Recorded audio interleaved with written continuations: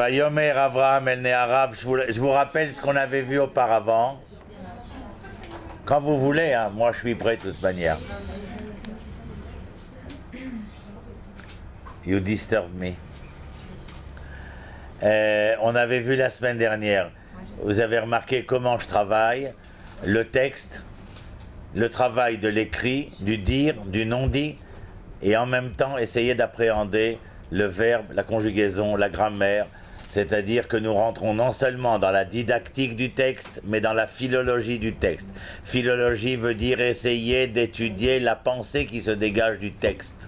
C'est-à-dire, la didactique, ça veut dire que le texte vient enseigner quelque chose à travers la construction de ses sujets, de son verbe et de ses compléments. C'est-à-dire, vous croyez que la Bible c'est un bouquin à bouquiner, c'est un monde à part entière. Tellement on a dérangé qu'on en a fait un Ancien Testament, alors qu'il est toujours d'actualité. Et je vous demande d'être très sérieuse, même si on n'a qu'1h30 ensemble par semaine, mais il est clair que je tiens à laisser des traces qui vont bien au-delà de l'heure et demie. Alors, à l'intérieur, on y va. Donc, Akedat Yitzhak, on a vu un certain nombre de choses. J'ai commencé à vous donner, dans les 2 premières semaines, des clés qui vous permettent de rentrer à l'intérieur du texte. Je vous le dis et je vous le répète, sans ces clés-là, vous restez à l'extérieur du texte, c'est-à-dire que vous avez une appréciation superficielle de la réalité textuelle. C'est-à-dire, vous pouvez très bien parler de quelqu'un, tiens, moi j'ai vu Abraham dans le texte, au chapitre 21, patin couffin, en vérité tu ne connais pas Abraham. De même que pour Chaye Sarah, vous allez voir entre 10 000 et 15 000 personnes débarquer, 90% vont repartir une main devant, une main derrière. Parce qu'ils vont vivre une chavaya chevratit, c'est-à-dire une expérience sociale, mais Abraham, Sarah, Rivka, Yitzhak vont passer bien au-dessus de... C'est, comme on dit en français, c'est l'occasion qui va faire le larron. Malheureusement, c'est pas. Donc, vous aurez, comme je vous l'ai dit, un Shabbat spécial à Krish, avec lequel, pendant 48 heures, vous allez vivre, trembler, frémir à travers Hebron, en commençant par Kever Rachel, le Goucher de Sion, Hebron, plus les repas et à la maison, où on va être dans une autre dimension qui n'est pas celle d'une classe, mais celle d'une rencontre familiale, où on découvre des choses qui sont différentes de ce qu'on voit en classe. Voilà, j'ai terminé? Oui, bon, et on y va. On est donc à l'ordonnance divine qui demande à Abraham de prendre son fils, son bien-aimé, son unique. Vous vous rappelez les virgules, les sens non dits, mais qu'on a déclarés nous comme étant dits en vérité. De la même manière, lorsque vous serez à la rencontre de qui que ce soit vos parents, votre ami, votre fiancé, votre amour, votre copain, votre copine, je ne sais pas qui, essayez d'entendre ce qui se dit. Ah tiens, je viens d'écrire un grand article pour Israël Magazine, la parole. Pourquoi faire la parole? Parce que lorsque l'autre vous parle, ne vous trouvez pas dans un manège enchanté à faire semblant de le regarder sans savoir ce qui se dit et encore moins ce qui s'entend. C'est-à-dire, c'est important, le dialogue. Quand Caïn ne rencontre pas Abel, on avait vu ça avec les filles au mois de Elul, Caïn ne parle pas avec Abel, Abel ne parle pas avec Caïn, c'est un dialogue de muet. En hébreu, le muet se dit « il aime ». C'est donc que parce qu'on crée un monde de silence, « il aime », que la même racine donne le mot de Alimut, la violence. C'est dans les mondes du silence que la violence naît. Rappelez-vous ça, gravez là-dedans. Non, je rigole pas, parce que nous, si nous étudions, et si j'enseigne cette année à 200 étudiants et étudiantes, c'est pour essayer que le monde soit meilleur demain, sinon on va vendre des falafels. Mais c'est parce que je suis intimement persuadé. Alors je crie, je m'énerve, je pleure, je ris, mais parce que je veux faire de ce monde un monde meilleur, point barre. Ken. Ilana, c'est incroyable, je me suis rappelé. Justement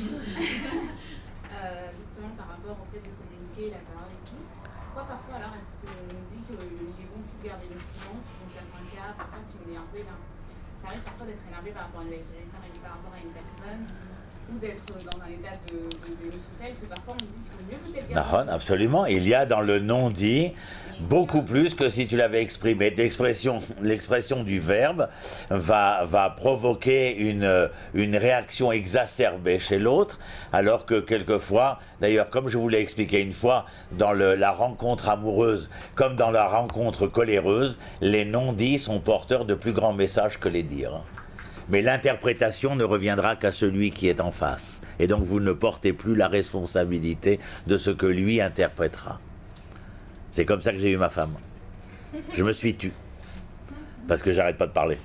Donc la seule chose que je pouvais dire quand je l'ai rencontrée, pour lui dire que j'avais envie de faire ma vie avec elle, c'est de ne rien dire. Mais elle a tout compris. Et pourtant, je n'ai rien dit. Ça doit être la seule fois de ma vie. Voilà. Après, j'ai repris le bâton de pèlerin. Sachez combien c'est important ce qu'on dit, même à travers les exemples, les cas concrets, etc. C'est comme en médecine. On donne toujours des cas concrets pour essayer d'expliciter les choses, parce que c'est très important que les choses soient mouchachi, elles soient réelles. On n'est pas ici en train de parler d'un Abraham virtuel. Vous avez compris que dans les leçons qui ont été les nôtres précédemment et celles d'aujourd'hui, il y a un au-delà qui va bien au-delà de simplement la présentation du personnage, mais les allants et les relents du personnage dans la réalité contemporaine et quotidienne. Quand vous ne comprenez pas les mots, les phrases de Reni, vous levez la main, vous dites j'ai rien compris, au lieu de faire l'air ahuri. C'est-à-dire, Azbemet, n'ayez pas honte, on s'en fout. On n'a pas terminé le texte, ça c'est de la semaine dernière, ça, Birlal, qu'on va continuer. Tout simplement parce que, comment elle s'appelle celle avec qui j'avais demandé toujours de faire attention? Non, c'est pas chez vous, ah non, c'est dans une autre classe, laisse tomber. Et essayer d'aller plus doucement pour essayer de mieux vous expliquer. Alors tout simplement, soyez présente, dites-le, je comprends pas, c'est pas clair, etc.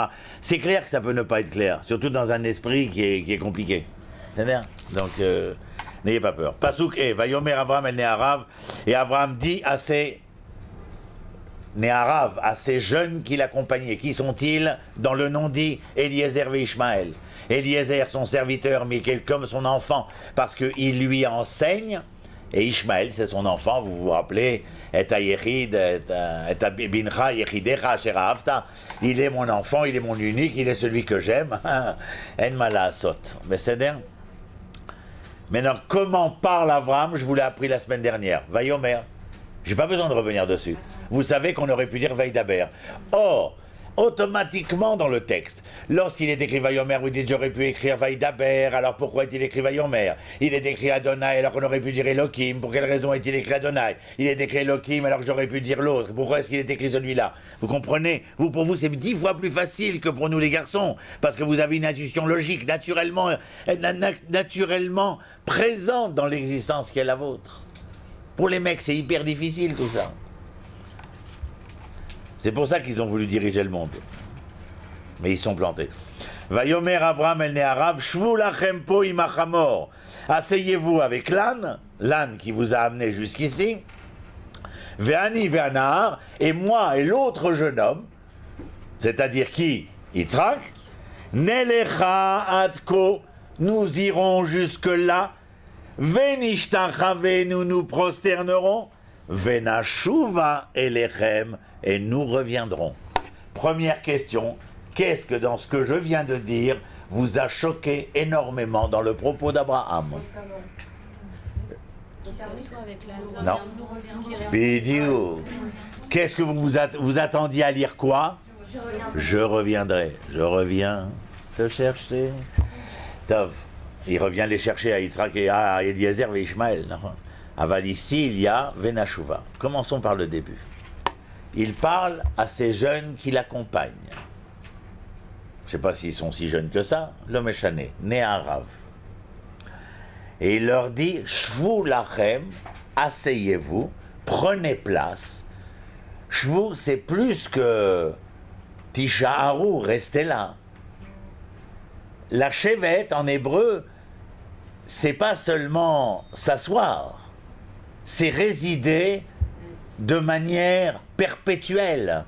L'erreur à l'ulpan, c'est de vous poser la question Efo atagar, Ani logar, Ani yoshev bekiryat arba, Ani yoshev birushalayim, Ani yoshev betel aviv, Ani logar. Pourquoi? Parce que le verbe lagour aurait dans sa racine guerre. Ce qui voudrait dire que pour dire habiter, j'utilise la racine de l'être étranger, de l'être d'un temps et non pas de l'être de tout le temps. C'est bon de le savoir. Ça évite les erreurs. Tu veux une question? Tu as compris ce que j'ai dit? Oui. Non? Et pourquoi tu dis oui? Je sais pas, j'ai pas tout compris. Ben alors, tu ne vas pas dire, Ronnie, je comprends pas. Ben, je voulais pas interrompre. Donc je suis en train de faire de l'analyse de visage en plus. Tu crois que j'ai que ça à faire, moi? Tout le boulot que j'ai sur la tête. La chevet en hébreu, c'est s'asseoir. Ça veut dire aussi habiter. Mais l'habitation de la chevet, c'est l'habitation pour toujours. Quand je te demande où tu habites, tu me dis Ani Yoshevet Birushalayim. À l'Ulpan, qu'est-ce qu'on t'a appris? Efo Ani, Efo Adgara. Ani Gara Birushalayim. Mais la gour en hébreu, je ne peux pas dire la gour sans savoir, je vous ai appris depuis la première semaine. À chaque fois qu'un mot m'interpelle, je vais à sa racine pour essayer d'en découvrir ce qu'on dit en français, les occurrences, les déclinaisons, les polysémies, tous les sens qu'il a. Le verbe lagour, sa racine, c'est étranger. Voilà. Qu'est-ce que dans la paracha de cette semaine, paracha de Chayesara, qu'est-ce que va dire Abraham à Ephron le Hittite? Ger vetoshav anochi, betochechem. Je suis un citoyen, je suis un habitant, mais comme je ne suis pas encore un habitant à qui la terre appartient, je suis encore un étranger sur cette terre. Donc je suis l'habitant, mais étranger. On dira Ger tzedek. L'étranger, c'est-à-dire qui a voulu se justifier par rapport à lui-même, qui est devenu juste dans la raison de sa pensée. Alors il y a Ger Toshav, on vient de l'expliquer pour Abraham. La gour, ça a un sens d'étranger, c'est-à-dire le fait d'habiter pour un temps. Qu'est-ce qu'on dit quand on est arrivé en Égypte? Qu'est-ce que dit Yaakov à Pharaon? Banou, la gour bemitzraïm.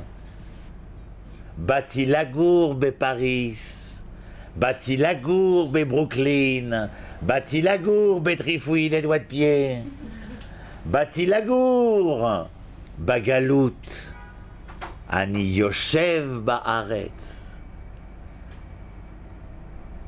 Vous aspirez au bonheur et au meilleur, vous ne voulez pas y résider temporairement, vous voulez l'habiter pour tout le temps. C'est plus clair? Ben tant mieux. Vayomer Avraham et Shvulachem pour Imachamor. Qu'est-ce que dit Abraham? Vous vous rappelez, on a vu la semaine dernière. Vayarbosh et Hamoro. Il a pensé il a scellé son âme, et moi je vous ai traduit, il a pensé sa matière. La douleur en se levant de bon matin. Lui qui réveilla le soleil, lui qui en réveillant le soleil s'engageait à devenir l'acteur de son histoire. Moi je sais, même maintenant, il fait trop chaud, mais dans quelques jours, on va avoir du mal à se lever. Pourquoi tu te lèves pas? J'ai froid. Sortir de l'édredon est un calvaire. Mais tu ne veux pas être le sujet? Oh, laisse-moi tranquille, mes enfants. Altarfort, arrête de nous gonfler. De bon matin, tu commences à nous faire de la philosophie, l'acteur, le spectateur de sa journée, machin. On s'en fout. J'ai dit, alors pourquoi, Rosh Hashanah, vous avez dit, Chéni et la roche, vélo la zanave? Que nous soyons la tête et pas la queue. Tout ce à quoi vous pensez, pour votre bien d'un instant, c'est de devenir les traînées de l'histoire. Et vous vous laissez entraîner par cette traînée alors qu'elle vous propose le choix de pouvoir devenir le héros. Le héros. C'est un choix. Malheureusement, vous avez constaté. Mais moi, c'est pour ça que je vous enseigne. C'est pour éviter de tomber dans les méandres des 95% là dehors, dans le monde, qui ne savent que se traîner dans leur histoire. Qu'est-ce que tu fais? Oh. Manishma, Seder. Echaya, Seder.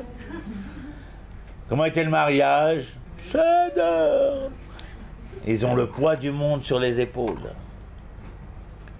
Et Bono Shalom, vous voyez pas qu'à n'importe quelle heure, il faut être un excité complètement?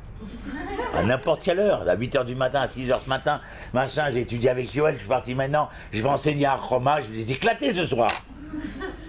Parce que je suis passionné de mon existence. Passionné par ce que je vis. Pour vous, c'est encore plus facile de comprendre, mais la classe que j'ai de garçons, il faut leur répéter, ça prend des heures pour leur faire comprendre la passion, ils comprennent pas. C'est pas féminin, Ronnie, la passion. Et alors? C'est pas féminin, la passion. Il y a que les femmes qui sont passionnées. Et alors? Tu voulais dire quelque chose? Oui, je voulais dire Bah, dis-le. Merci. J'écoute. Moi, ce qui m'interpelle un peu, c'est qu'il leur dit asseyez-vous là avec l'âne. Avec l'âne. Donc voilà, c'est ce que j'ai expliqué la semaine dernière, donc je reviens à nos moutons, enfin à l'âne plutôt, et il a pensé ça. L'âne, chamor, c'est pas péjoratif en hébreu. Chamor, c'est la matière. Et tu ne peux pas te moquer de la matière. Tu dois respecter la matière, et ton respect de la matière, c'est d'être capable de sublimer la matière. Alors ça veut dire rester là avec la matière et moi je vais là-haut. Ken, maintenant pourquoi est-ce qu'il leur dit restez là avec la matière et moi et le jeune homme, nous irons, nous nous prosternerons, nous reviendrons? Parce que là où ils vont, c'est dans une rencontre du troisième type pour laquelle un homme comme Eliezer et Ishmaël ne sont pas prêts. Je vais vous raconter une petite histoire. Parce que Abraham, pour dire Venachouva, on va y venir dans un instant, est déjà conscient qu'il se passe quelque chose. Et puis je vous rappelle que la semaine dernière, nous avons vu un concept qui s'est répété dans ce chapitre, l'Ech Lecha. Il sait très bien que la mise en marche de l'homme dans la dynamique du mouvement de l'être ne peut être que pour se transcender, se sublimer. Je ne peux pas être le même Abraham, d'ailleurs il change de nom, qui a été à Ur-Kasdim, n'est pas le Abraham que nous allons rencontrer à Canaan. Le « et » est une lettre, mais la lettre en dit long. Et c'est cette sublimation de l'être. Le Khatam Sofer écrit que lorsque j'arrive en Eretz Israël, ma première nuit, tu entends princesse? Ma première nuit passée, je me relève le lendemain matin, je ne suis plus porteur de la même âme. C'est-à-dire que l'âme qui m'appartient aujourd'hui est l'âme qui me permet de me sentir intimement lié à la collectivité d'Israël. C'est comme si l'âme qui disparaissait en moi durant cette nuit, eh bien, retournait de là où elle venait, mais que dans cette nouvelle dimension sublimée, je devenais quelqu'un d'autre. C'est clair. Avant, tu étais un juif de la communauté de Tataouine-les-Bains, et aujourd'hui, tu es un hébreu du peuple d'Israël, Béhéret Israël. On ne va pas mélanger les torchons avec les serviettes, c'est clair. C'est incomparable, c'est même pas additionnel, et c'est non plus, c'est pas du tout arithmétique. C'est une autre dimension. Donc le Khatam Sofer, qu'est-ce qu'il dit? Et lui, il est encore en exil quand il écrit ça. Il dit, sache que le jour où tu y arriveras, sache que yesh un neshama collectivit, un neshama tzibourit. Cette neshama auquel j'appartiens, c'est de me sentir plus que jamais tout ou partie d'eux. Rendez-vous compte ce qui se passe dans toutes les rues aujourd'hui, à l'heure où nous parlons. Des millions d'hommes et de femmes vont voter. 1837 ans. Nous n'étions que des Antermunchen, des dhimmis, des chiens galeux. On tuait nos enfants, on violait nos femmes, on massacrait les hommes. Le sang d'Israël coulait dans les rivières de l'Europe. Vous savez qu'est-ce que ce jour veut dire pour nous? Que nous appartenons à l'âme collective d'Israël. Je comprends que les nations tremblent. À mon époque, dans le militantisme politique, on disait « Si Renault s'enrhume, la France éternuera ». Aujourd'hui, c'est Israël. Lorsqu'elle s'enrhume, le monde éternue. Et ils en ont conscience, puisqu'ils sont continuellement à l'affût de ce que nous allons faire et de à quoi nous rêvons et nous aspirons. C'est fondamental. Je vous la rêve pour Imachamor, parce que là où je vais, moi, vous ne pouvez pas venir. Et l'histoire que je vais vous raconter, elle est du début de l'année 1945. Je ne sais pas si vous savez ce qui s'est passé, mais dans le Nevada, on fait les premiers essais nucléaires. Les physiciens qui sont là, dans le Nevada, doivent porter des lunettes spéciales au moment de la fusion et de l'explosion. 2 ingénieurs, parce que c'est la première fois au monde que qu'on va faire exploser une fusion nucléaire, eh bien, soulèvent les lunettes. Pendant 1 semaine, ils sont devenus aveugles.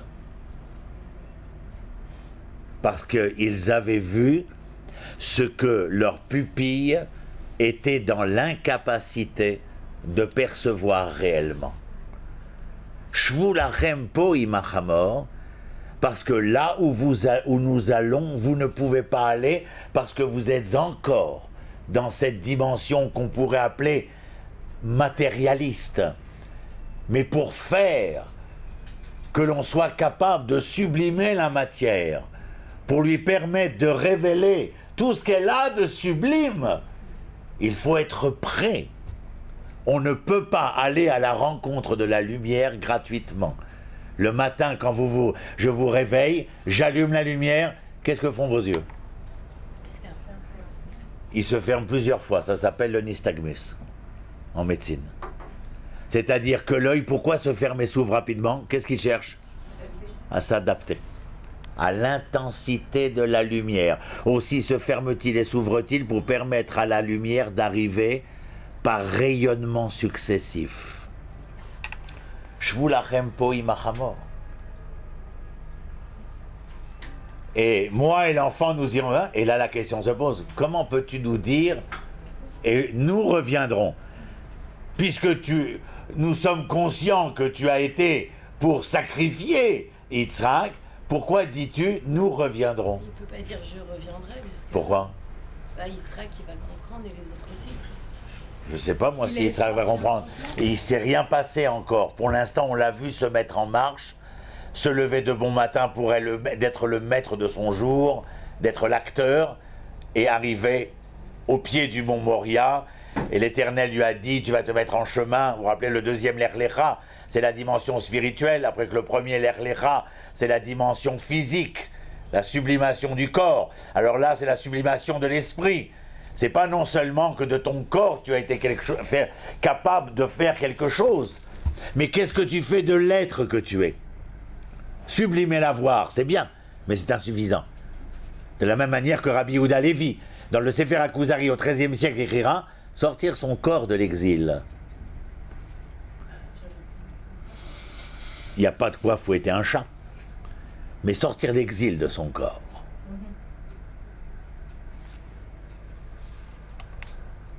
Voilà que le problème n'en devient que plus ardu. Sortir l'exil de son corps. Sortir le corps de l'Égypte, c'est sublimer son corps. Mais était-ce suffisant? Non point.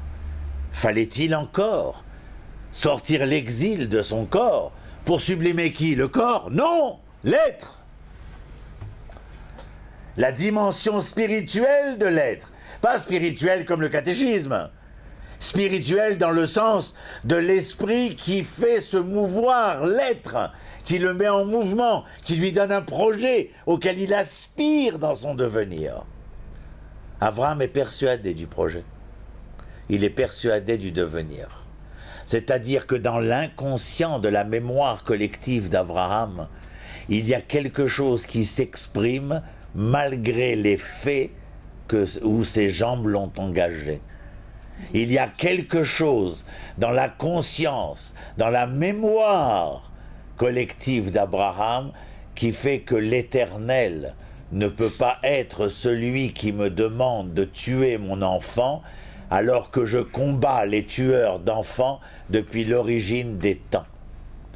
D'ailleurs, il n'est jamais marqué sacrifice.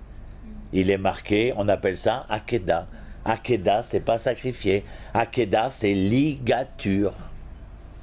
Il y a une différence entre ficeler son prochain et le trucider. C'est deux choses complètement différentes. Il va presque jusqu'au bout. C'est-à-dire, je voulais juste terminer ce passage parce que je veux qu'on continue aussi. Et après qu'il ait dit « Venashuva elechem », je veux vous lire dans les blancs maintenant pour que vous le sachiez. Ils ne reviennent pas ensemble. Juste, j'ai pas compris. enfin, ça serait pas passé si les écrits nous irons jusque-là et nous prospérons. Il dit à Eliezer et Ishmaël que nous allons faire ce que l'Éternel nous a demandé. Mais de sa bouche, il est sorti quelque chose qui veut dire bien plus que ce vers quoi le mène son propre corps, ses propres jambes. Il y a quelque chose qui le transcende ici, qui fait qu'il a sa foi profonde en l'Éternel, sa confiance, sa fidélité en l'Éternel. Quand tu dis la foi, ça fait un peu catéchisme aussi.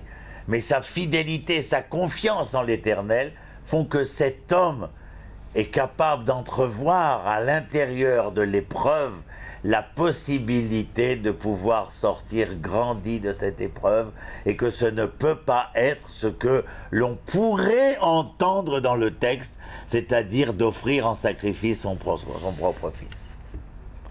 Mais il y a une expérience que vont vivre Yitzhak et Abraham, que seuls eux vont vivre, mais qui va leur permettre dans cette expérience dramatique, regardez à un moment donné, je vais continuer à lire, regardez, je réponds à ta question. Vaïkar Abraham et Atseaola, il a pris les bois du sacrifice. Vaïasem al Yitzhak bno, il les a mis sur le dos de son fils. Vaïkar beyado et Taesh vetamachelet, il a pris avec lui tous les ustensiles concernant la mise à feu. Vaïlchouch nehem yardav, et ils allèrent tous deux ensemble. Aller ensemble, ça vient nous faire entendre quelque chose de particulier.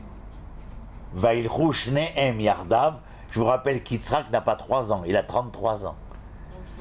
Vaïlchouch nehem yardav, ils allèrent ensemble, mais regardez cet ensemble, comment il se traduit. Vayomer Yitzhak, écoutez bien, et Yitzhak dit à Abraham, Aviv, mon père.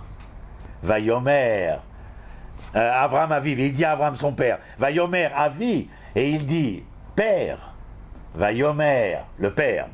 Ineni, me voici, mon fils. Ineni bni, me voici, mon fils. Quand je dis Ineni, je vous ai appris la semaine dernière, c'est Ine Ani, c'est-à-dire une consécration totale de l'être dans ce qu'il est, dans sa mission. Se lever de bonne heure le matin pour réveiller le soleil, c'est consacrer sa journée. Consacrer en français, ça veut dire accepter de collaborer au sacre de son jour. C'est le verbe consacrer. Collaborer à sacrer son jour, à rendre le jour sacré. Vous pouvez le rendre banal, mais vous pouvez le sacrer. Et durant toute la journée, vous pouvez être l'être consacré. Abraham est continuellement à déclarer à Dieu, Ineni, à son fils, Ineni. Je suis l'être consacré, je collabore avec l'Éternel et je suis le compagnon de mon fils avec qui je marche ensemble. Et regardez ce que le fils dit maintenant. Ineni bni, vayomer. Maintenant c'est Yitzhak qui parle. Maintenant vous entendez le dialogue sur quel verbe il se fait. C'est important. Abraham n'oblige pas Yitzhak. Vous entendez le verbe qui rythme la phrase. Vayomer, vayomer, vayomer. C'est un autre rythme que s'il était écrit vaïdaber, vaïdaber. Vayomer, ça c'est Yitzhak. Ineaesh vaïtsim, voici le bois, le feu. Veaïa laola. Grande question, papa. Je vois le bois, je vois les allumettes, je vois la paille, oui. Mais le bélier ou le taureau, enfin le sacrifice, il est où? Écoutez bien maintenant. Regardez comment on lit. C'est un kif, Ravala Lazman, comme quand on a fait et Yechidecha, et Bincha, et Asher Afta. Ineaesh vaetzim vayaseh laola. Vayomer Avram. Elohim yarelo aseh. Dieu lui montrera. Misé vayarelo. Miselo. On ne sait pas. La seule chose qu'on sait, c'est qu'à la question de Yitzhak, l'Éternel répond, Abraham répond que l'Éternel lui montrera quelle est l'animal qui devra servir au sacrifice. Mais regardez ce qui est écrit. Vayomer Avram Elohim Yarelo. Aseh laola. L'animal du sacrifice. Le C. Cet agneau. Aseh laola. Qu'est-ce qu'il y a écrit juste après? Bni. Qu'est-ce qui a marqué après Bni? Vailchou Shnehem Yardav. Essayez d'imaginer la scène. Essayez de la concrétiser. Ils ont été tous deux ensemble. On a l'impression qu'ils ont été gambadés dans les champs de Moria. Ensuite, la question de l'enfant est tout à fait, non pas inopinée, mais intéressante. Dit, papa, voilà le feu, voilà les bois, voilà la paille, etc. Mais le sacrifice, il est où? Et Abraham lui répond, tu vois, d'abord il lui répond qu'il est entièrement là. Ça, dans le Hineni, je veux que vous entendiez aussi le fait qu'Abraham n'est pas devenu un éclairé subit, un espèce de fou de Dieu. Il lui répond Hineni.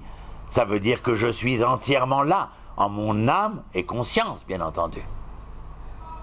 Je ne suis pas un farfelu de Dieu. Je ne suis surtout pas devenu un fondamentaliste. Et il lui répond, Dieu lui montrera. Qui c'est celui? Je ne sais pas qui c'est.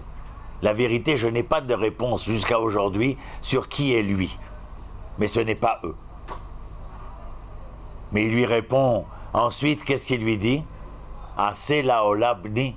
C'est possible que l'agneau du sacrifice, ce soit toi, mon fils.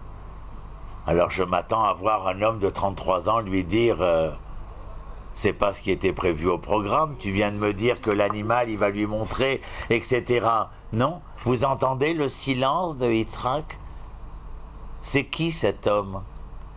Qui est cet homme qui ne réagit pas? Et il y est écrit Vailchou, et ils se mirent en marche, Shnehem, ensemble, et Shnehem tous deux, Yardav, ensemble. Comment on fait dans une situation pareille pour faire de deux un? Comment fait-on? Que faut-il? Qui faut-il être?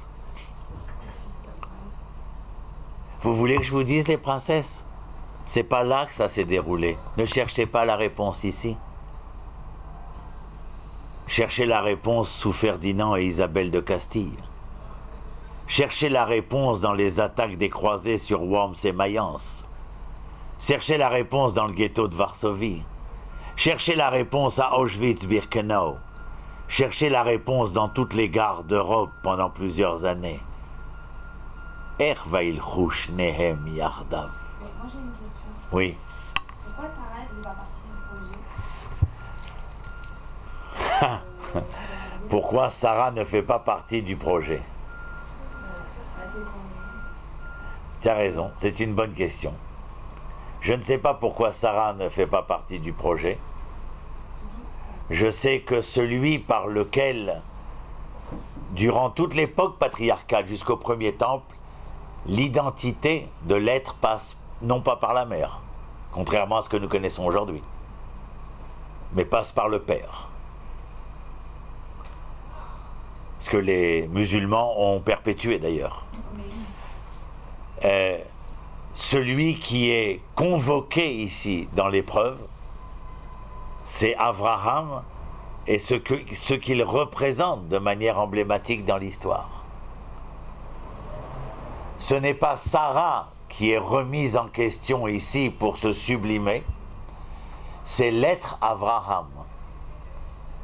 Parce qu'il est, en tout cas dans l'histoire qui nous est racontée ici, il est porteur d'une identité, il est le père fondateur d'une histoire qui n'engage pas que lui.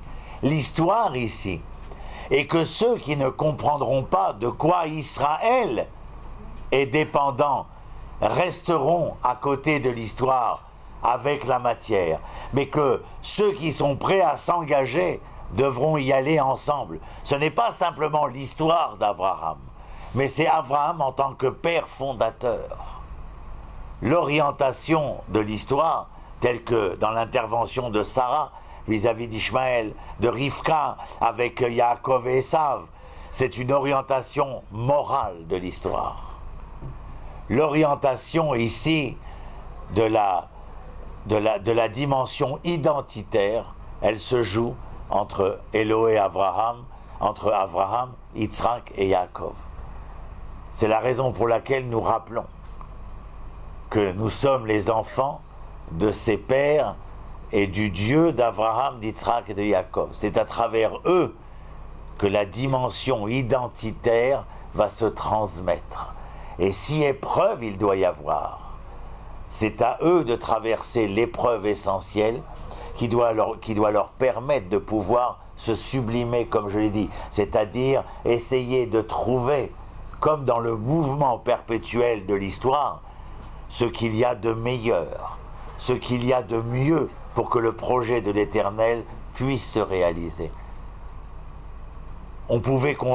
Sarah a eu d'autres épreuves. Elle n'était pas obligée de traverser celle-ci. Quand elle apprend la nouvelle, elle meurt. Donc on peut penser aussi que c'est lié au fait qu'il n'y ait pas eu cet échange qu'elle n'ait pas été au courant du projet. En fait,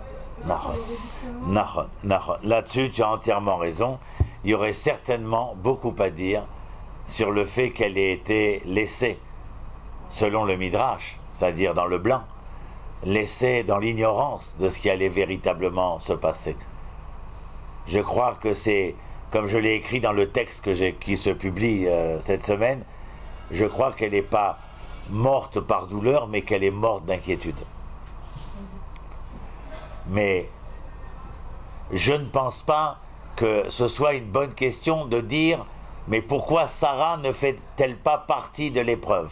Parce qu'il y a des épreuves qui appartiennent à Sarah et auxquelles elle a été et elle sera confrontée, qui dépendent que d'elle. Et une des épreuves grâce auxquelles l'humanité tout entière, mais particulièrement les Hébreux, vont arriver à faire en sorte que l'humanité marche continuellement vers un meilleur, ce sont elles. Comme je vous l'ai dit la première semaine, Aragon n'a rien inventé. Aragon n'a fait que répéter ce qui certainement avait été entendu par d'autres, et depuis toujours. Que elle, Sarah, Rivka, Rachel, Léa et les autres sont l'avenir de l'homme. Mais dans cette dimension-là, dans cette dimension morale, dans l'orientation morale de l'identité humaine, ici, il y a pas seulement le projet moral de l'humanité à travers la femme, il y a le projet de l'homme qui est mis à l'épreuve ici. Et dans ce projet de l'homme mis à l'épreuve, c'est un projet, entre guillemets, ne me prenez pas au mot, parce que j'ai horreur de ce mot, un projet religieux, alors que Sarah, c'est le projet moral. Mais dans le mot religieux, je ne mets pas le mot religion. Je veux dire que si les femmes vont être l'avenir de l'homme, c'est pour cette identité morale des rapports entre les hommes. Hommes avec un grand H. Alors que les épreuves d'Abraham, toutes, y compris celles-ci, sont intimement liées à la relation de l'homme à son créateur. On peut aussi l'intituler moral. Excuse-moi que je t'ai retardé comme ça. Mais pour essayer d'étayer la réponse, c'est pas que j'ai l'impression de donner des réponses épistolaires et qui ne veulent rien dire. Alors j'essaye d'essayer de me comprendre moi aussi, quoi. Ken. J'ai appris que Sarah n'était pas morte de la douleur, mais qu'en fait c'est parce qu'elle avait cru que son fils n'avait pas été suffisamment mis à la hauteur pour être un sacrifice. C'est certainement une exégèse qui a été transcrite par une personne de bonne aloi. Il y a plusieurs explications. Personne n'est à même.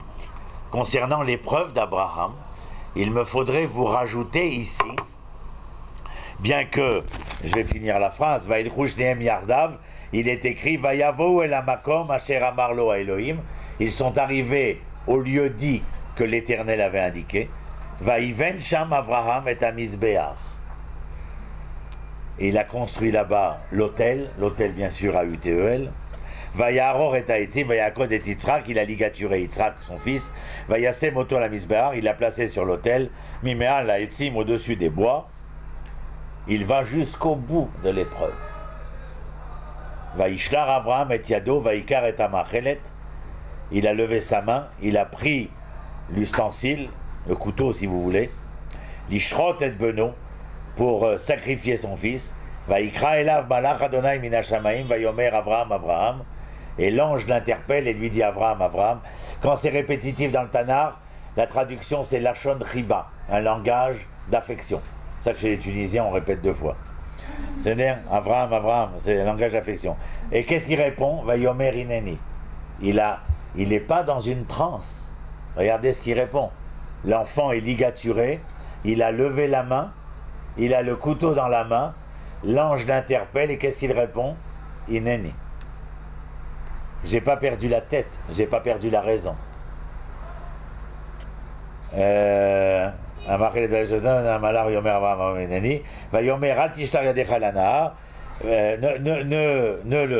le tue pas, quoi, et ne lui fais rien. Kiata yadati. Ah, tout ça c'est la réponse maintenant, on attendait, vous n'auriez pas pu le dire avant. Kiata yadati, car maintenant je sais quoi, qu'est-ce que tu sais? L'ange y parle au nom de l'Éternel. Kiata yadati, ki yere Elohim ata, velo chasarta et bincha et yechidecha mimeni. J'ai compris, Abraham, que toi tu serais capable d'aller jusqu'au bout pour prouver ta fidélité et ta confiance à l'Éternel. Non, ne crains rien, je n'exige pas la mort de qui que ce soit. Mais tu viens de me dire dans ton geste, dans les pas qui furent les tiens, que tu serais capable d'aller jusqu'au sacrifice suprême pour affirmer ta fidélité et ta confiance dans le projet divin te concernant. Il ne s'agit pas que d'Abraham ici. Vous entendez bien qu'il ne s'agit pas que d'Abraham. Après, Abraham va appeler cet endroit, il va l'appeler Shem HaMakom Haou, pour ceux que ça intéresse, c'est le verset 14. Vaïdaber Abraham, pas Vaïdaber, slicha, Vaïkra Abraham Shem HaMakom, il appela cet endroit Adonai Ire, Asher Yamer Ayom Be'ar Adonai Irae. Vous savez quand est-ce que l'Éternel vous interpellera? Lorsque vous aurez été capable de vous interpeller au-devant de lui. En clair, ça veut dire quoi? Lorsque vous aurez répondu présent, il répondra présent.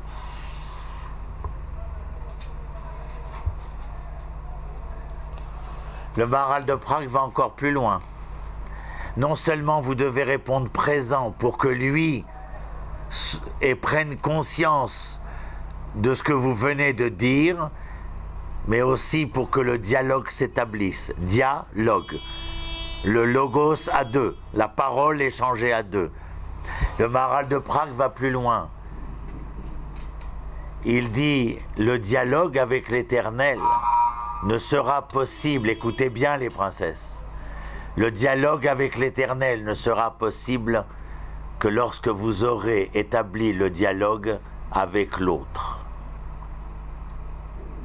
C'est dans la relation de Nivra à Nivra, de la créature à la créature, que le dialogue avec le Créateur s'établira.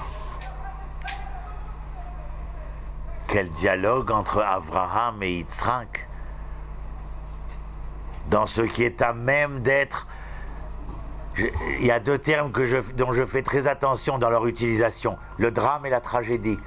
La tragédie chez les Grecs, c'est un drame qui se finit mal. Alors je dirais dramatique, parce que le drame est une tragédie qui se finit bien. Oui, ça vous paraît barbare, mais c'est comme ça. La tragédie est un drame qui se finit mal, le drame est une tragédie qui se finit bien. Définition du drame et de la tragédie. Et on voit le drame que vivent Abraham et Yitzhak. Je crois qu'ils sont l'exemple flagrant quand par 2 fois le texte prend le temps de nous dire Vailchu shnehem yardav. Et avant de nous dire qu'ils marchent tous 2 ensemble, 3 fois également, Vailchu shnehem yardav, 2 fois. L'Éternel parle 4 fois. Abraham répond 3 fois. Et dans les 3 fois, il dit Hineni. Je vous le donne en 1000. Est-ce que le Vailchou Shnehem Yardav concerne Abraham et Yitzhak? Ou est-ce qu'en amont, il y aurait un autre Yachad? De qui avec qui? Non. Ah, il faut que vous trouviez la réponse. Hein. Pas vrai. On vient de dire, Abraham appelle cet endroit l'endroit qui sera appelé l'endroit où l'on se verra.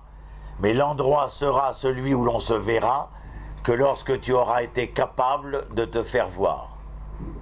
C'est-à-dire de te réfléchir, de te refléter, de montrer ta présence. Je vous dis, ce qu'il y a dans ce dialogue avec l'Éternel, le Maharal de Prague, Rabbi Yehuda Leib, à la fin du XVIe siècle, écrit « Il faut entendre ce Shnehem Yardav ». Ils allèrent tous deux ensemble. C'est parce que la créature va à la rencontre de la créature que le dialogue avec le Créateur se fait. Triangle, créature, créature, créateur. Lorsque les créatures sont capables de dialoguer, de créer ce Yardav, alors le dialogue s'établit avec le Créateur. Moi je viens et je vous dis, lorsqu'Abraham répond, pas Vailchou Shnehem Yardav, mais que Abraham répond 3 fois, Hineni, me voici. Voilà, bidiouk. Bidiouk. Le premier Yardav de votre histoire, il ne commence pas dans la rencontre avec l'autre. Le premier Yardav de votre histoire commence de vous avec vous-même. Et s'il y a une personne qui par excellence est celle que vous évitez, c'est bien vous-même.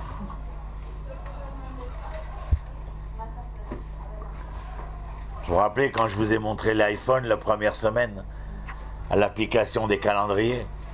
Combien il y en a depuis qu'on a parlé qui ont commencé à écrire « J'ai rendez-vous avec moi-même » ? Mais si vous ne l'avez pas fait, je ne vous critique pas, parce que je comprends l'inertie dans le monde duquel vous vivez. Je comprends les forces inertiantes. Mais sachez qu'il est possible autrement. À ce moment-là, vous tombez dans le choix, dans le libre arbitre. Et vous choisissez d'être le poral ou le nifal, d'être celui qui agit ou celui qu'on fait agir. C'est votre choix. Cet homme est en train de vous montrer plusieurs dimensions de l'être. L'être héros, l'être acteur, l'être engagé. Mais s'il a pu être cet héros, cet être engagé, s'il a pu être celui que nous connaissons comme père fondateur, vous savez ce que dit Isaïe le prophète? Si tu veux savoir qui tu es, regarde la roche où a été sculpté Abraham, ton père, et Sarah, ta mère. La roche où ils ont été sculptés, depuis quand les princesses, on sait qui sommes-nous? Toute la relation que nous avons l'un à l'autre est une relation subjective. Même lorsque Moshe demande à l'Éternel « Je voudrais te voir », l'Éternel lui dit « Tu ne pourras me voir et vivre. Mais par contre, je peux te montrer quelque chose. Les attributs de ce que je suis. » Qu'est-ce que les attributs? Les attributs, c'est ce que nous récitons à Yom Kippour. El Rachum Vechanoun Ere Rapaim Rafresed Vehemet. Moi, je ne sais pas qui c'est. Comment t'appelles? Hila. Je ne sais pas qui c'est. Peut-être même qu'à la fin de l'année, je ne saurais pas d'ailleurs non plus qui c'est. Mais quand on me demandera qui c'est Hila, de ce que j'aurais connu d'Hila, je dirais quels sont les attributs que j'ai pu reconnaître chez elle. L'Éternel lui dit à Moshe, ce que tu peux connaître de moi. Et il explicite. Il lui dit, si je suis miséricordieux, tu veux savoir ce que c'est la miséricorde? Deviens miséricordieux. Je suis consolateur. Tu veux savoir que veut dire l'attribut de la consolation? Sois consolateur. soit vérité, soit amour, soit justice, soit indulgent, comme je le suis. En hébreu, on dit Erech Apaim, la face magnanime. Ça fait barbare, mais c'est comme ça. C'est l'indulgence. Il y a là chez l'être Abraham une stature, une sculpture. Regardez la roche dans laquelle a été sculpté Abraham.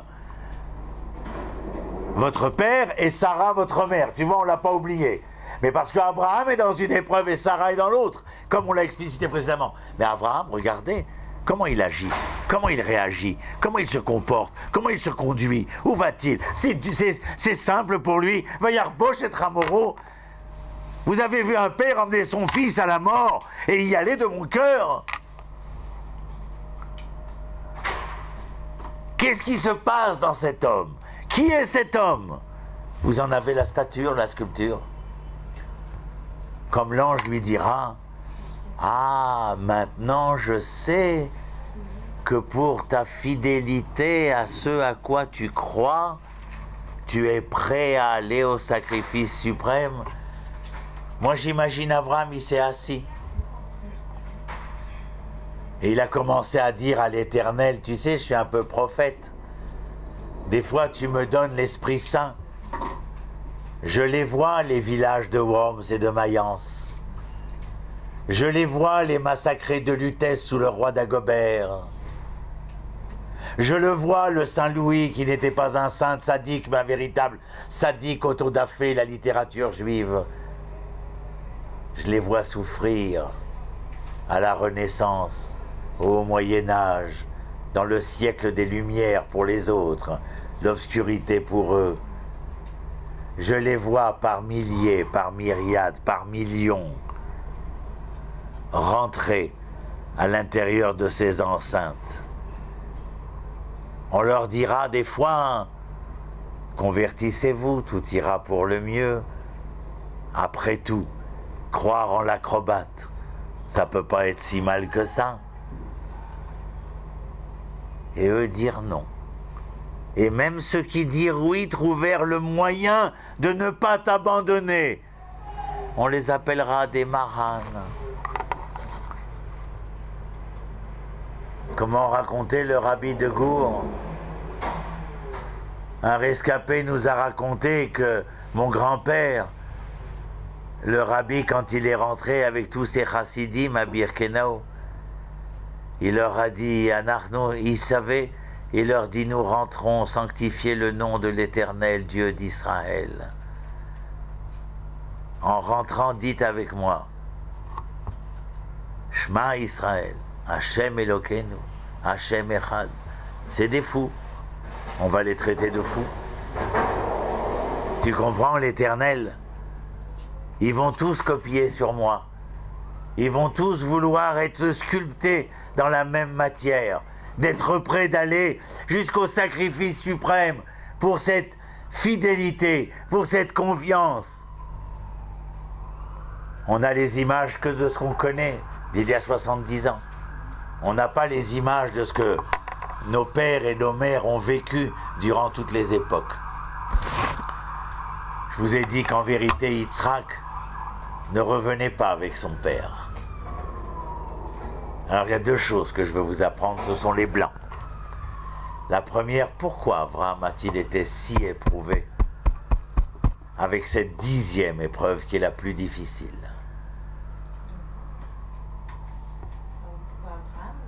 Abraham a été, c'est la 10e épreuve d'Abraham. C'est-à-dire, pourquoi d'ailleurs on dit que c'est l'épreuve d'Abraham? parce que le père est éprouvé à travers son... De dire à un père, tu vas sacrifier ton fils, c'est son épreuve à lui. Oui, oui, non.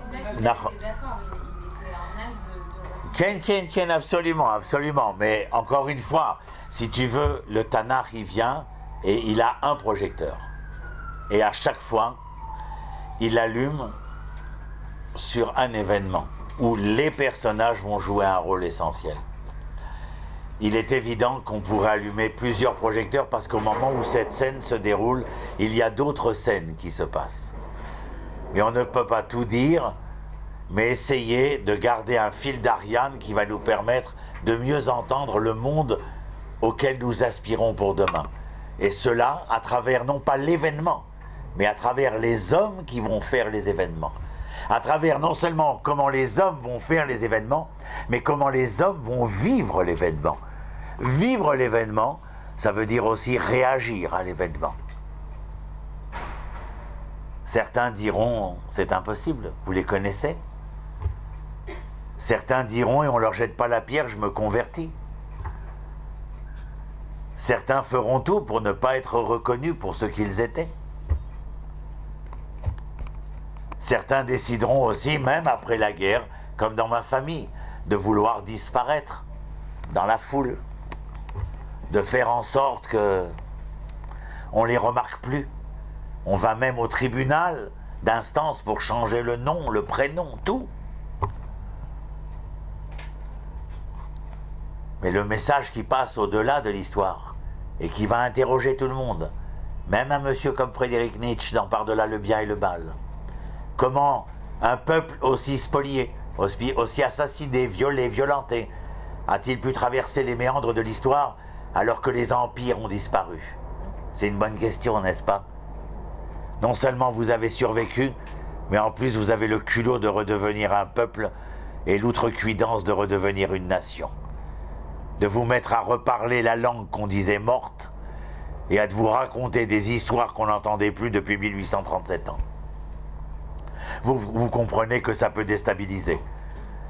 Mais si la question que Nietzsche pose est probante, c'est parce qu'il existe quelque chose chez les enfants d'Israël que les autres nations ne possèdent pas.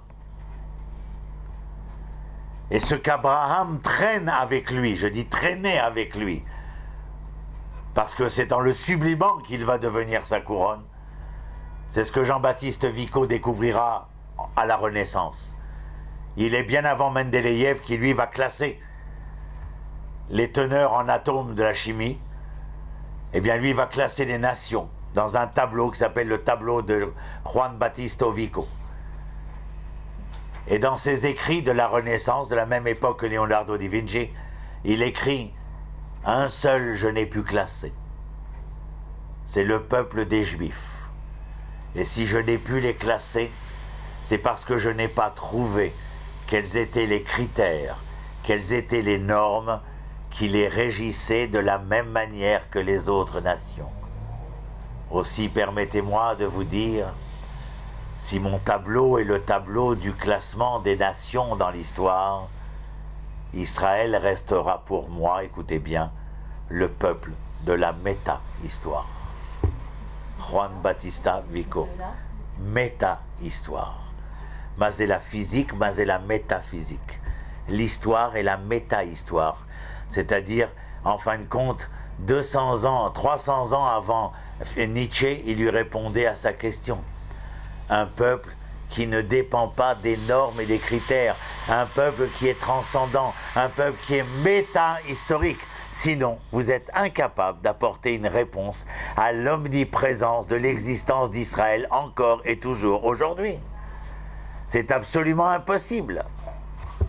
En tout état de cause, sachez que l'épreuve d'Abraham est une épreuve qui concerne pas seulement l'histoire d'Abraham, mais tout ce que cela veut dire.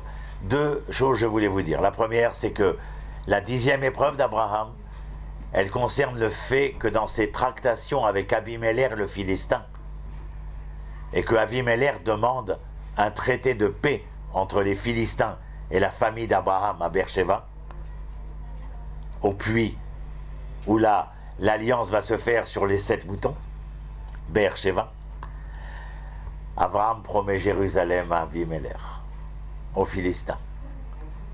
Shalem, c'est pas Jérusalem, mais c'est le territoire de Jérusalem. Et le Midrash nous dit, alors que je t'avais donné et promis cette terre,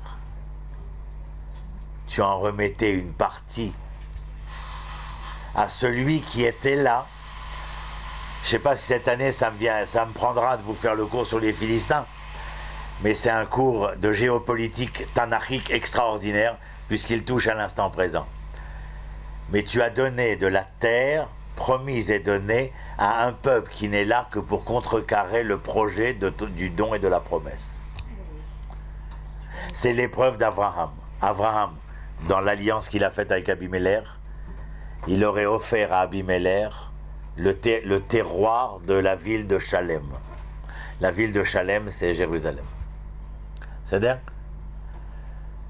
Est-ce que d'une certaine manière, si on donne Chalem au fils aujourd'hui, ça pourrait... Si on donne, ben non, justement, c'est ça, c'est que Abraham a été frappé de plein fouet dans cette épreuve-là, qui vient remettre en question justement, ne serait-ce que la pérennité du devenir. Lorsque Dieu dit prends ton fils pour le sacrifier, c'est de lui dire tu sais, il suffit d'un geste, excuse-moi, il suffit d'un geste pour que je laisse faire ta main et que la pérennité ne soit plus, c'est-à-dire ta descendance. Tu te rappelles ce qu'il avait dit quand Sarah attend l'enfant et qu'elle est dans l'épreuve? Il tuera un enfant qui sera lui héritier, pas Ishmaël,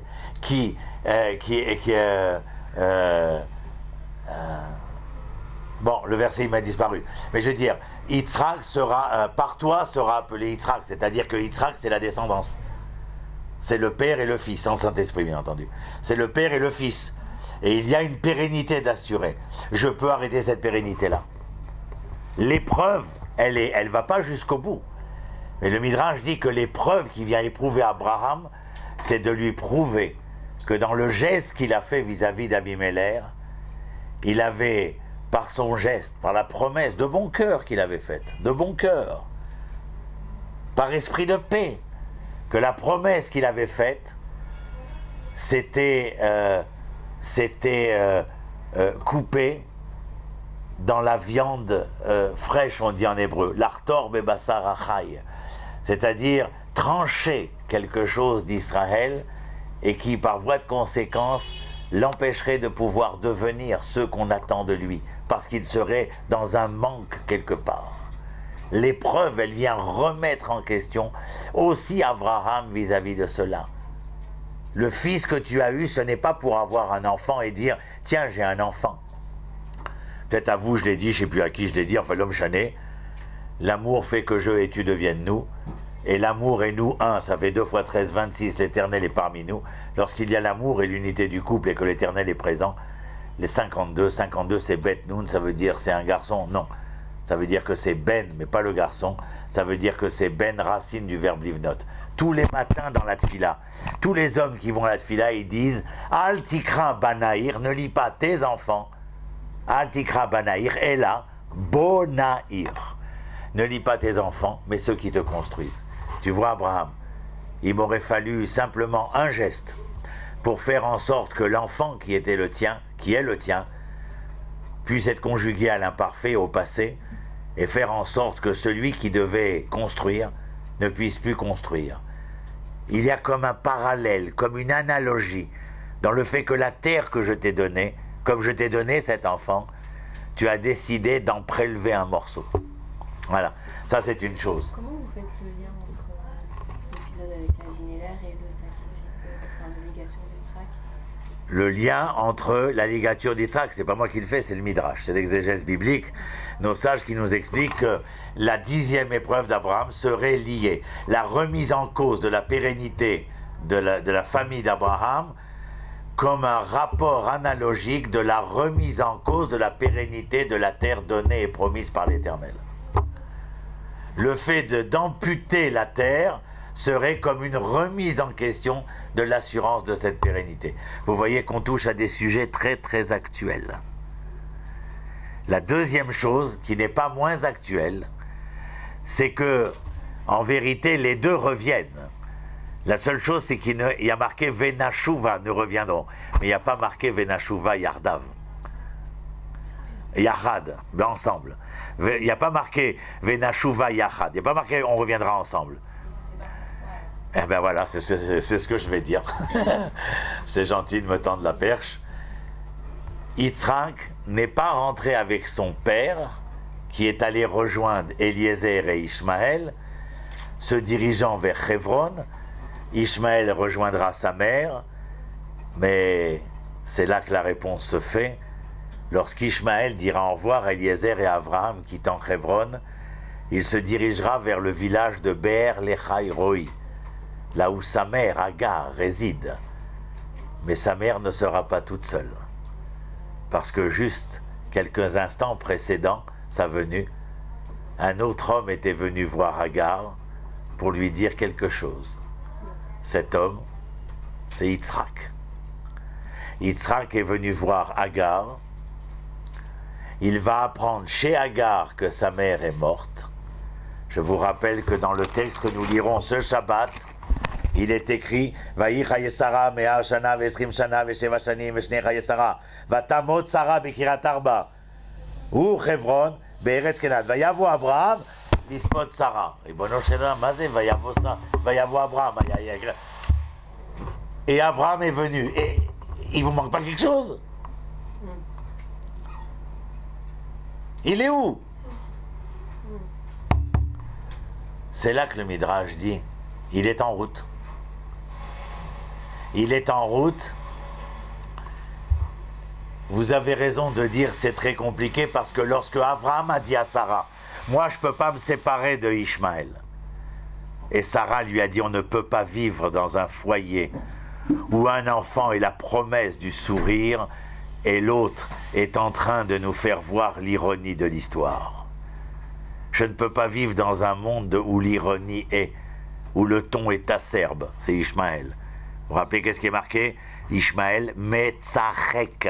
Letzachek, c'est pas litzrok. C'est une formulation grammaticale différentielle. Letzachek, c'est rire en se moquant. C'est-à-dire l'esprit moqueur. Alors que l'itzrok, c'est le rire. Mais pour Yitzhak, c'est encore mieux que cela. C'est le rire dans la promesse. Dans la promesse de la joie. Et Sarah, et c'est l'Éternel qui parle à Abraham et qui lui dit Kol Mashitomar Sarah, Shma Bekola. Tout ce que te dira Sarah, écoute ce qu'elle te dit. Et il renvoie Agar et Ishmaël. D'ailleurs, je vous rappelle que, je ne sais pas si vous avez fait attention, les princesses, mais le jour de Rosh Hashanah, hein, c'est quand même un jour important pour nous, Nahon. Hein, eh bien, on n'a rien de mieux trouvé à parler pour le texte de la Torah que qui? Ishmaël et Zakedat Yitzhak. On parle à Rosh Hashanah, on parle de Ishmaël et de Agar. On lit aussi Akedat Yitzhak, mais on lit aussi Agar et Ishmaël. Et sachez simplement que, alors que dit le Midrash? Yitzhak est allé chercher Agar, qui sera reconnue dans le texte 2 pages plus loin. Elle s'appelle, vous savez comment elle s'appelle? Ktura, Nahon. Et il ramène sa femme, et il ramène Ktura. Et qu'est-ce qui a marqué? Et Avraham et Ktura, va Yosef Avraham, va Ikar Isha Ushma Ktura. Nos sages, ils s'y trompent pas. Ktura, c'est Agar. Va Teledlo, et Zimran, ve Dirshon, ve Midian, ve Yeska, ta. C'est toute une panoplie d'individus, pères fondateurs de civilisations différentes, à partir de Ktura. C'est quoi le geste de Yitzhak? Quelle est la dimension de Yitzhak? D'être l'homme de justice, Nahon. Yitzhak, c'est Midat Adin. Avraham, c'est Chesed. Nahon? Chesed. Chesed, je le traduis par amour. Din, par la rigueur, la justice. En quoi le geste de Yitzhak ici est juste et rigoureux?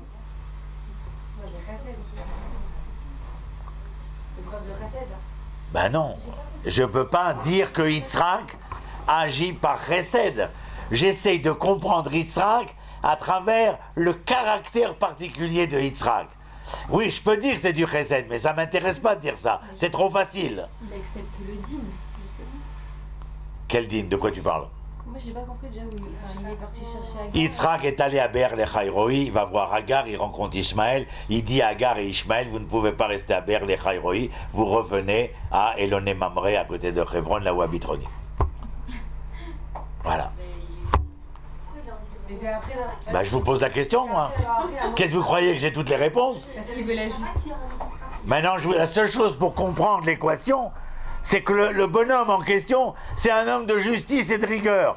Tu m'aurais dit Abraham, je comprends, il a la tendresse, l'amour, il a ce côté... Okay, vas-y. Pour établir le dialogue et donc la paix.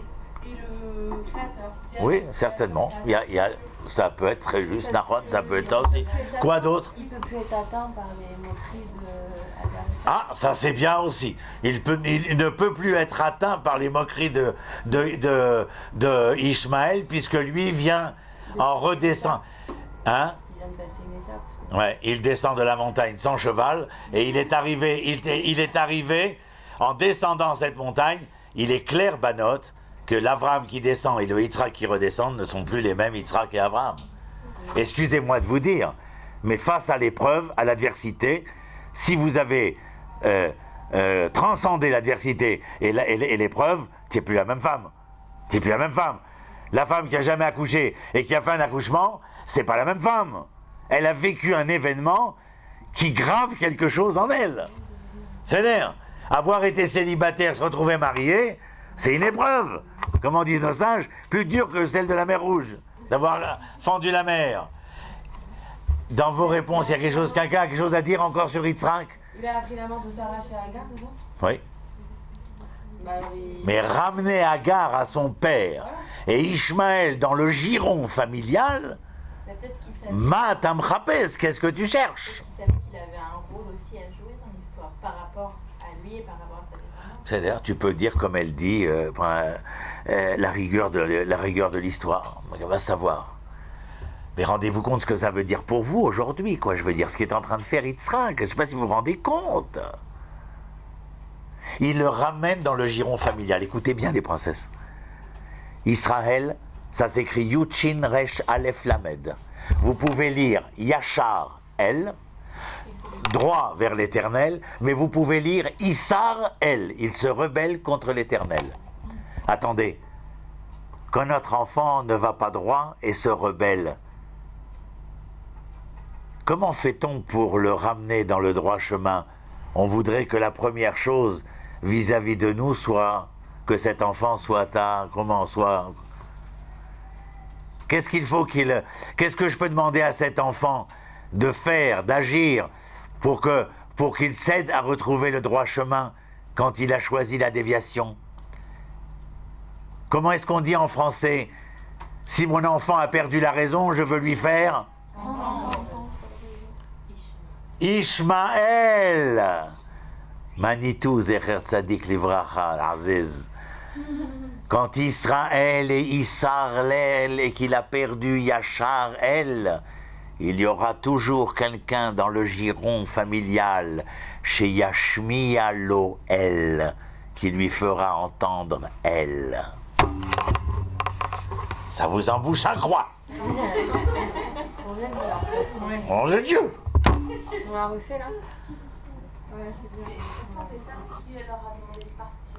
Mais c'est bien tout le problème.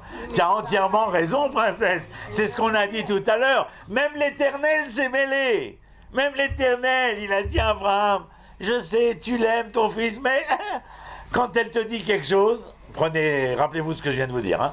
Quand elle te dit quelque chose, Sheket, Shlombaït, elle sait.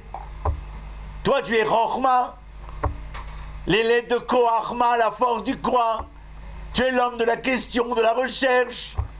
Elle est dans une transcendance plus importante. Elle est Bida, elle est l'intuition logique.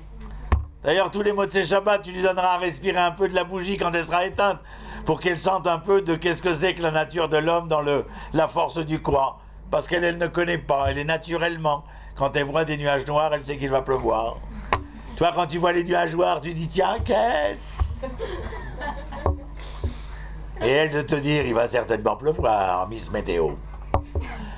En tout état de cause, c'est vraiment une question. Les filles, elles ont répondu. Et il y a la vérité dans ce à quoi elles répondent. Mais dans ce que je viens de vous dire, il y a quelque chose qui va bien au-delà des bonnes réponses qui ont été données. À savoir que rien n'est le fruit du hasard, que rien n'est là pour rien. Et si nous sommes confrontés aujourd'hui à l'islam, aux Palestiniens, que certains appellent les Philistins modernes, je crois qu'envers et contre tout, c'est parce qu'il y a quelque chose en nous que nous devrions retrouver pour essayer de retrouver le port altier grâce à l'échine dorsale qui est la nôtre. Le port altier, ça veut dire de marcher, comment Albert Londres écrit dans Le Juif nouveau est arrivé. Si vous ne l'avez pas vu, lisez-le. Le Juif nouveau est arrivé, 1929. Vous lisez, vous pleurez. Bon, moi j'ai l'arme facile, mais je ne suis pas une référence. Mais bon, mais vous lisez, vous pleurez. Pas chaud, vous lisez, vous pleurez. Une analyse d'un journaliste goy, Albert Londres, tout le monde connaît, c'est un auteur mondialement connu, prisé, primé plusieurs fois. Le Juif nouveau, non, qu'est-ce que j'ai dit? Le Juif errant est arrivé, c'est rare, le Juif errant est arrivé. Excusez-moi, le Juif errant est arrivé à Albert Londres. Bref. Simplement, ce que je vous disais, c'est ô combien la réalité, en donnant cet exemple que Manitou avait donné. Il y a Char El, Issar El. Personne ne peut accepter le déviationnisme. Tout le monde veut revenir à l'échine dorsale, à la droiture. Tiens-toi droit, rentrez le ventre, sortez la poitrine. Ça, c'est quand j'étais petit, ma mère. C'est-à-dire, pas pour moi, hein, c'est pour ses employés, c'était des mannequins. Elle était première main chez Chanel. Issar El, c'est se rebeller. Yachar, c'est aller droit. C'est-à-dire. Tout d'un coup, vous avez ce Ishmael, celui qui est capable de venir faire entendre. Qu'est-ce que je vous ai appris avec le verbe Ishmoa? Bah, vous l'avez déjà oublié. Je vous ai assassiné. J'ai fait un meurtre collectif. Il y a 3 manières d'entendre. Les Hazin, les Akshiv, l'Ishmoa. Les Hazin, les Akshiv, l'Ishmoa. Les Hazin, les Akshiv, l'Ishmoa. Écouter, entendre distraitement et être dans l'entendement. Ici, dans l'oreille interne des deux côtés, vous avez un liquide qu'on appelle le liquide de centre de gravité. Être capable d'entendre Shema Israël. Jamais à la naissance d'un enfant, un père a dit Akshev Israël, Hazen Israël. Le jour de la mort de l'homme, à 120 ans, Shema Israël.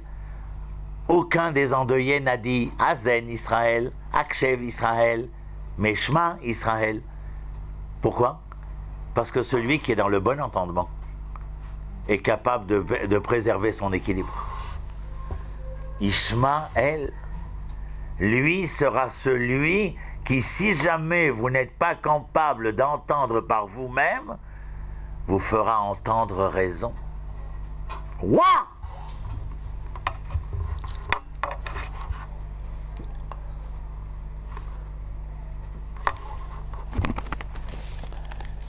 Il y a juste un truc qu'on verra la semaine prochaine avec Yitzhak, mais comme il nous reste 5 minutes et peut-être vous avez quelques questions, moi je suis là, vous angoissez pas la vie. Je peux pas vous laisser comme ça facilement. Je suis un sentimental. Être dans l'entendement, c'est... Vous allez m'engueuler. Non, je vais pas t'engueuler, je vais te jeter par la fenêtre. Qu'est-ce qu'il y a? L'entendement, c'est l'équilibre. L'ishmoa, c'est l'équilibre de l'être. Shema Israël, de la naissance à la mort, c'est parce que du début de ta vie jusqu'à la fin, il faut que tu sois dans la recherche de cet équilibre. Okay, ouais. Bref, il est rentré Yitzhak, les enfants. Il est rentré Yitzhak. Ishmael, il est là. Agar, elle est là. Sarah n'est plus là. On va aller l'honorer Shabbat. Rappeler sa mémoire.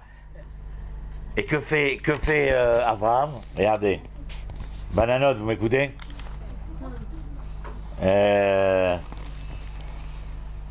Abraham, il appelle Eliezer et il lui dit, regardez ce qu'il lui dit. Ah, ils nous ont saoulés, hein. Il lui dit, Lotikar isha lebni mibnot akanaani asher anochi yoshev bekirvo ki el artiv el mudati tiler vela karta isha libni Yitzhak. Il a 33 ans. Le père dit au serviteur, je crois qu'il est grand temps de marier le petit. Tu vas aller en Aramie, là-bas, près de Alep aujourd'hui, et tu vas choisir une des filles de la famille, de ma famille, Parce que les filles ici de Canaan, je n'en veux pas. Bon, déjà, vous avez compris que le petit est un peu compliqué, quoi. Il a un côté compliqué, quoi. Il sort pas, il fume pas, il boit pas et le reste, quoi. Alors on envoie Eliezer chercher donzelle en Aramie. Et il dit, là-bas, les filles, c'est bien pour mon fils. Ici, non. Le blanc, Abraham, désolé de te dire, mais là-bas ou ici, elles sont toutes Avodazara. Elles sont toutes des idolâtres. Oui, mais... Oui, c'est quoi ton mais? En Aramie, elles sont idolâtres morales. En Canaanie, elles sont idolâtres immorales. Et même si elles sont idolâtres, je préfère que mon fils épouse une idolâtre morale plutôt qu'une idolâtre immorale. Quand vous m'appellerez pour me dire, Ronnie, on aimerait bien venir avec notre fiancé passer Shabbat pour que vous jetiez un œil. Je cherche jamais de savoir s'il fait Birkat Amazon 3 fois par jour, Marpatli. S'il se lève cette fila ou il met les tefilines, j'en ai rien à foutre. La première chose, j'en ai rien à foutre, a posteriori, mais a priori, ce qui m'intéresse, qui est le personnage? S'il est venu à table et qu'en revenant de la synagogue, il y a mon élève qui est là, et à côté de lui, et lui il est à droite, et puis au moment du kidouche, il enlève sa veste, et il lui dit, Juliette, tu veux pas me poser ma veste? Si quand on a fini de manger, je vous donne des exemples, des cas concrets, je vous ai dit toujours, j'en ai tellement vu dans ma vie, je ne te raconte pas. Et alors on est en train de manger, tout le monde se lève, mes filles, mes garçons, mes gens, enfin toute la bande à Bono. La petite aussi, elle se lève, là, l'élève. L'autre, il reste assis. Alors moi, un peu piquant, comme ça, je lui dis, si tu veux, tu peux aider. Il me dit, chez nous, ça a toujours été les femmes qui débarrassent. Le samedi soir, on a été voir la fille, parce qu'elle attendait le jugement, l'opinion de ma femme, qui est très, très perspicace, et le mien, on lui a dit, laisse bête ton mari. Ils ont quand même été jusqu'aux fiançailles. Et le jour des fiançailles, à 5h de l'après-midi, les fiançailles sont à 7h30. Donc on était invités, bien entendu. Et à 5h, elle m'appelle. Et j'ai dit, je te passe ma femme, parce que je ne peux pas, dans les grandes émotions, je ne supporte plus, donc je passe ma femme tout de suite. Moi, il faut m'éviter les grandes émotions. Comme c'est la fin de l'année, c'est avec tous les élèves. On va me dire, je viens jamais, je me casse, je reste chez moi. Je ne supporte pas ces moments-là. Donc je lui dis, je te passe Pnina. Et elle lui dit, j'en peux plus. Je vais pas aux fiançailles. Mais c'est à 7h30. Je sens que c'est trop lourd pour moi. Elle n'a pas été aux fiançailles, elle a demandé aux parents de dire que la bouffe, elle ira un truc de chesed ou je sais pas quoi. Bref, il n'y a pas eu de fiançailles. Elle s'est mariée, elle est mariée depuis 15 ans. J'étais à la bar mitzvah de son premier garçon, etc. Au Rachem.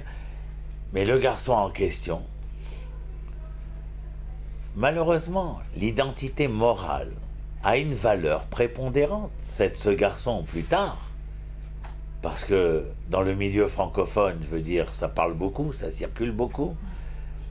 Et quand il y a un homme public, il y a beaucoup de choses qui t'arrivent à l'oreille. C'était pas une grande réussite, malheureusement. C'était même un souffre. Il a dû beaucoup souffrir, quoi, je veux dire. Mais elle n'était pas obligée de souffrir de cela. Abraham dit à Eliezer, va me chercher une fille idolâtre, mais qu'elle soit morale, qu'elle ait une identité morale. On peut être idolâtre et moral? Apparemment, oui.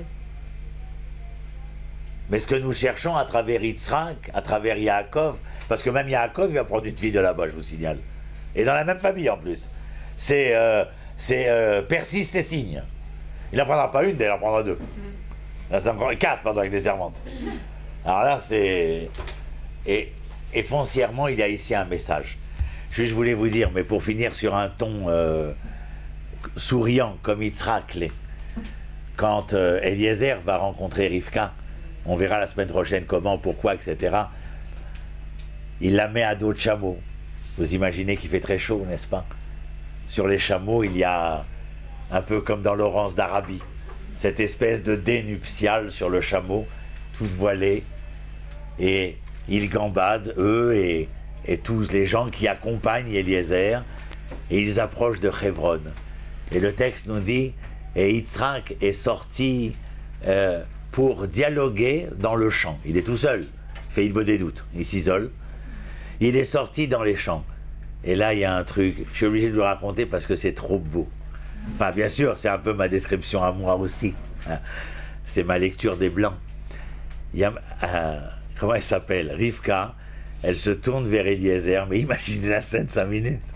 Elle soulève le voile et elle lui dit, « Dites-moi, mon brave, quel est cet homme que j'aperçois au loin dans les champs ?» Eliezer de lui dire, « Majesté, c'est là votre promis. » Et le texte dans le Tanar dit quoi à ce moment-là? Que Rivka est tombée du chameau. J'ai dit, enfin, le Tanar prend le temps de nous présenter la première femme à être tombée amoureuse dans l'histoire biblique.